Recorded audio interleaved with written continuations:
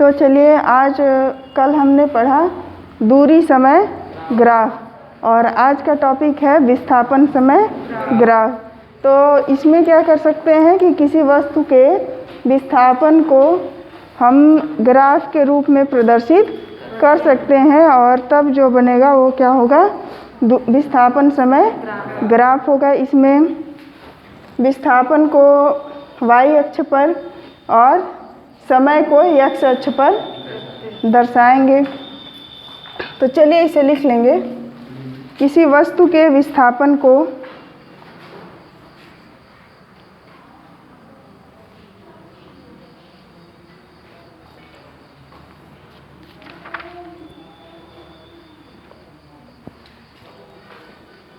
समय के सापेक्ष विस्थापन समय ग्राफ द्वारा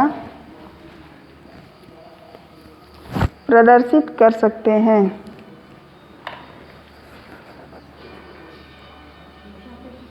विस्थापन समय ग्राफ द्वारा प्रदर्शित कर सकते हैं। इसमें विस्थापन को y अक्ष पर तथा समय को x अक्ष पर प्रदर्शित किया जाता है।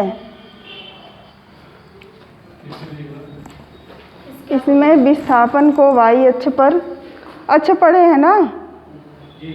हाँ, विस्थापन को y अक्ष पर तथा समय को x अक्ष पर प्रदर्शित किया जाता है।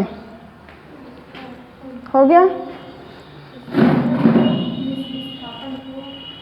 y अक्ष पर तथा समय को x अक्ष पर प्रदर्शित किया जाता है। तो बिल्कुल एक ग्राफ हमने बताया था दूरी समय ग्राफ, वैसे हम विस्थापन समय ग्राफ भी बना सकते हैं। तो इधर हम लिखेंगे समय, इधर लिखेंगे विस्थापन।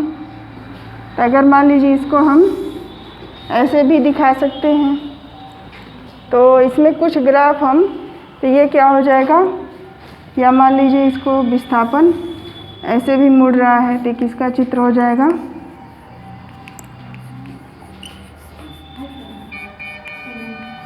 विस्थापन समय ग्राफ। जल्दी जल्दी लिखना सीखो, बात ना करो।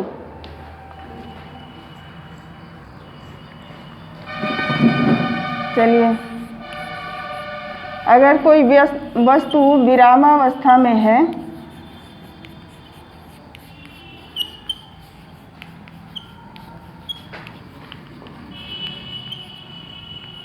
तो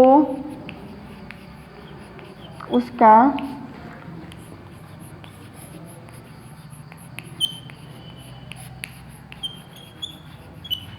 विस्थापन समय ग्राफ समय अक्ष मतलब जिस पर समय है, या इसको कह सकते हैं x अक्ष। ये क्या है, ये x अक्ष है और ये क्या है, y अक्ष है।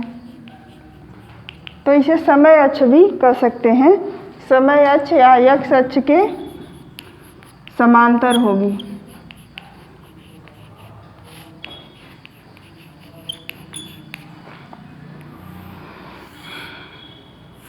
अगर विराम में है तो समय अक्ष के क्या होगी, समांतर होगी।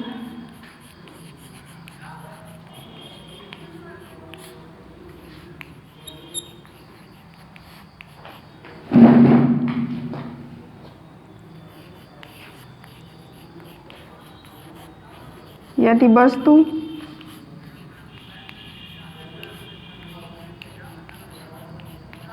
एक समान वेग से गतिमान है, तो इसका वेग क्या है, एक समान वेग से गतिमान है, तो उसका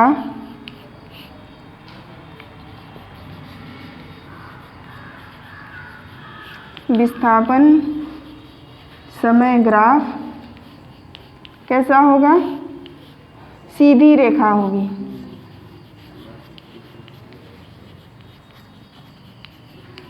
कैसे सीधी रेखा होगी, यहाँ पे आप बना लीजिए। ऐसे भी हो सकती है, ऐसे भी हो सकती है, ठीक है।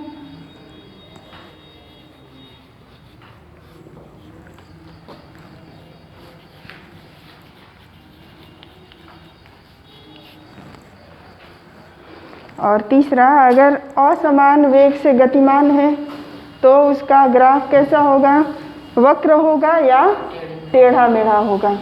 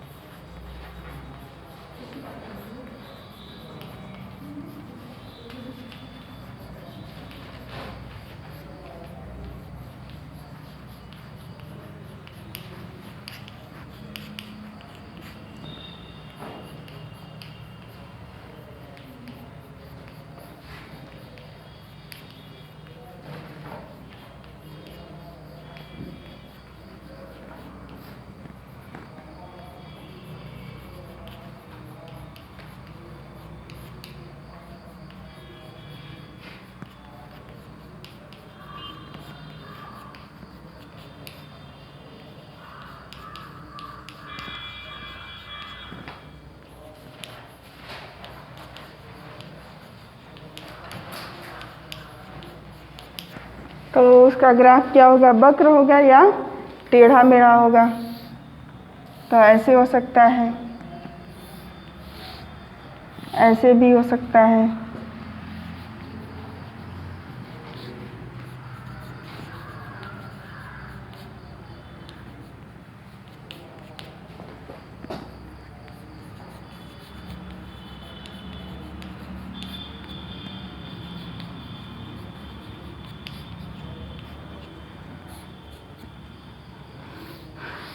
या ऐसे हो सकता है,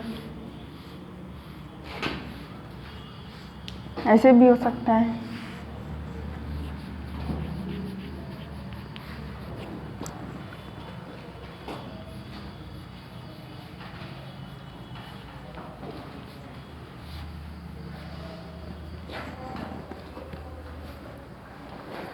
ये 3 संभावनाएं हैं।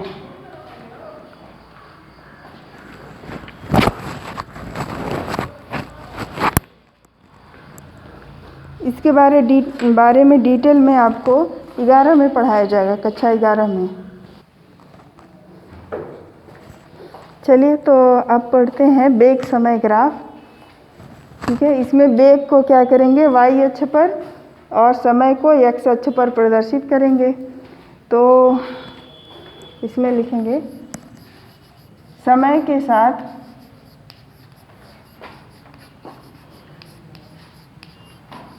वेग परिवर्तन को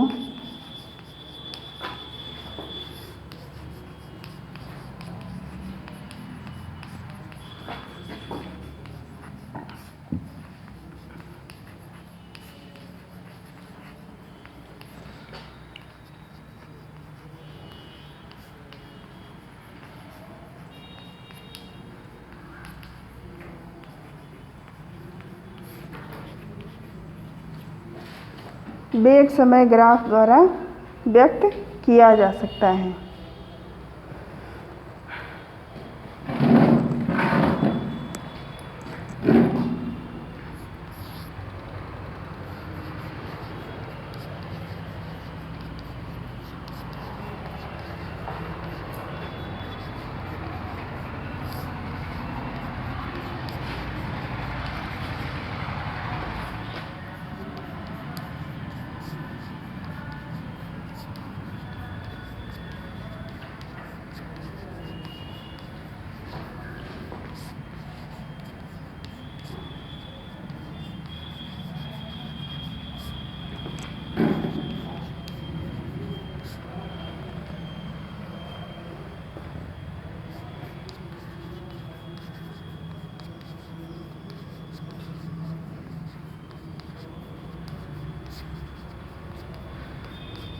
यानी जब कोई वस्तु एक समान वेग से गतिमान हो तो उसका वेग समय ग्राफ x अक्ष के समांतर होता है।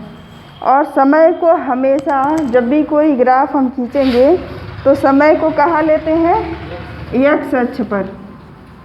तो ये चीज़ आपको याद रखनी है कि समय को हमेशा कहाँ लेंगे? किसी भी ग्राफ में x अक्ष पर लेंगे, और बाकी जिसका ग्राफ बनाते हैं उसे हम क्या करेंगे? y अक्ष पर लेंगे।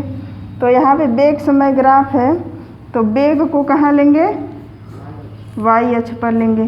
तो अगर वस्तु एक समान वेग से गतिमान है, तो एक समान वेग से गतिमान है मतलब उसका वेग परिवर्तित नहीं हो रहा है सभी सेकंड, तो उसका वेग वही है। अगर मान लीजिए 5 मीटर पर सेकंड के वेग से चल रही है, तो उसका 1 सेकंड बाद भी, ये मान लीजिए 5 मीटर पर सेकंड है, 1 सेकंड बाद ही 5 मीटर पर सेकंड होगा, दूसरे सेकंड पर भी वही वेग होगा, तीसरे पर भी वही होगा, चौथे पर भी वही होगा।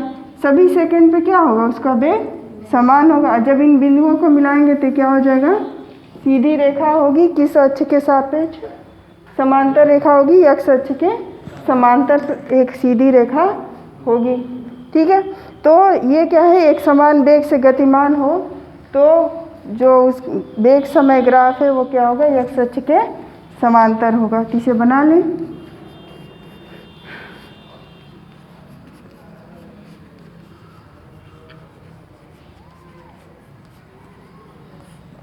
अगर एक समान त्वरित गति से गतिमान हो तो क्या होगा? त्वरण एक समान हो और त्वरण असमान हो। तो त्वरण एक समान होगा तो ये क्या होगी? सीधी रेखा होगी जो कि x अक्ष के समांतर नहीं होगी बल्कि झुकी होगी, या तो ऊपर की ओर होगी या नीचे की ओर होगी।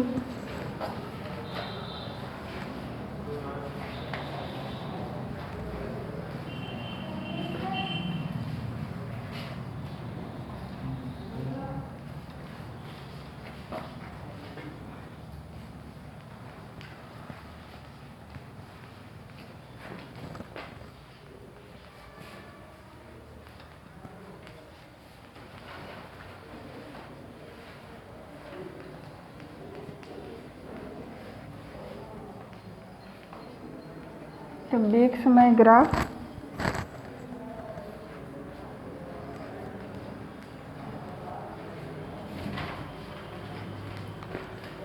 तो ऐसे भी हो सकता है, ऐसे भी हो सकता है, ऐसे भी हो सकता है, कोई सा भी हो सकता है। मान लीजिए इसमें क्या है? त्वरण है, और ये मान लीजिए b का है, तो इसमें क्या है? मंदन है, क्योंकि समय के सापेक्ष वेग क्या हो रहा है? घट रहा है, और इसमें क्या हो रहा है? वेग बढ़ रहा है।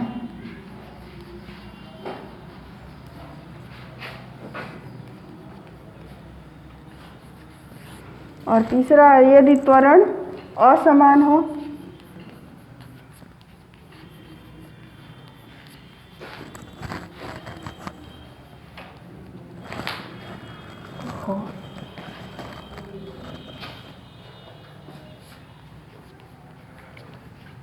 तब क्या होगा?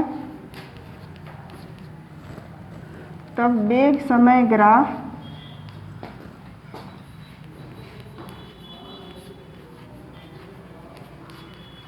वक्र होगा या टेढ़ा मेढ़ा होगा।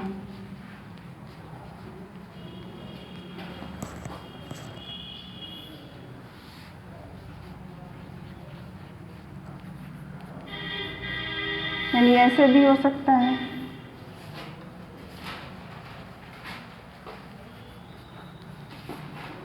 ऐसे भी हो सकता है,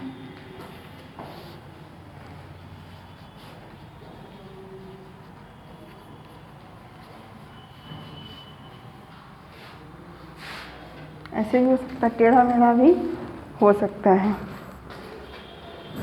तो ये 3 परिस्थितियां संभव हैं।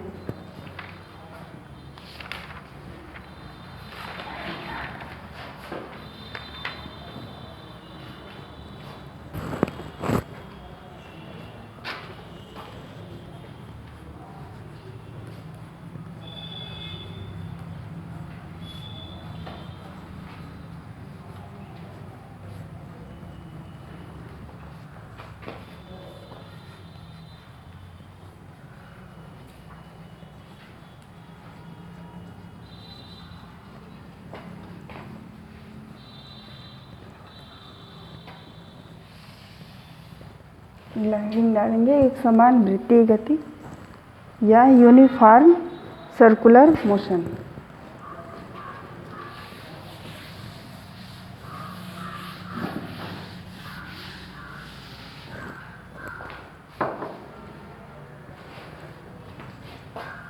इसमें पथ क्या होगा, जो मार्ग होगा वो क्या होगा, वृत्त का होगा।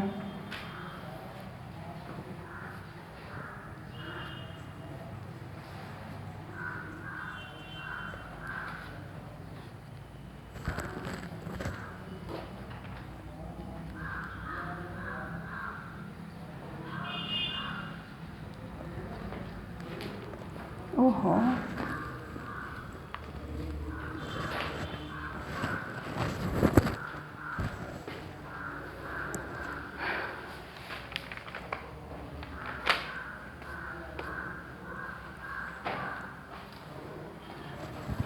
हो गया।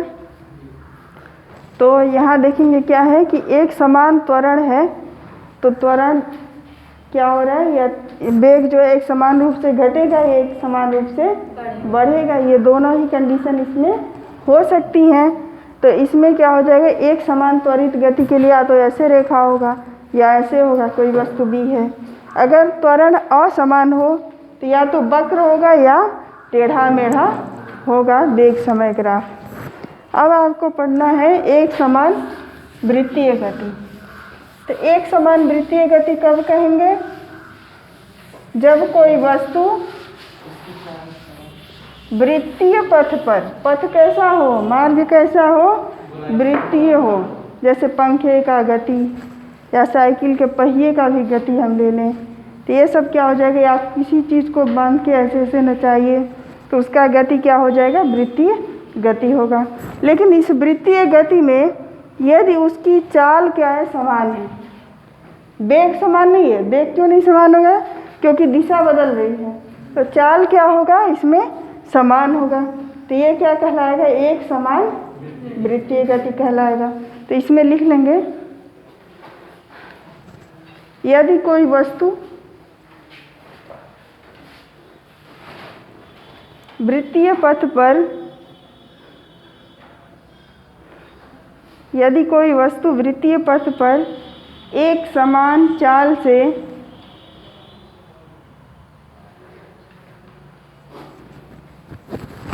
गति करती है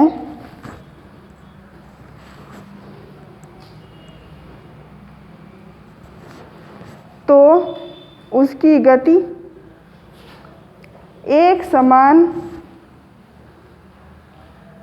वृत्तीय गति कहलाता है। एक समान वृत्तीय गति कहलाता है।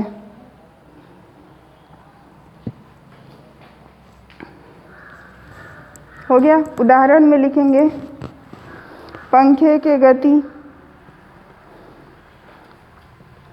पंखे की गति, ठीक है। सूर्य के चारों ओर पृथ्वी या ग्रहों की गति,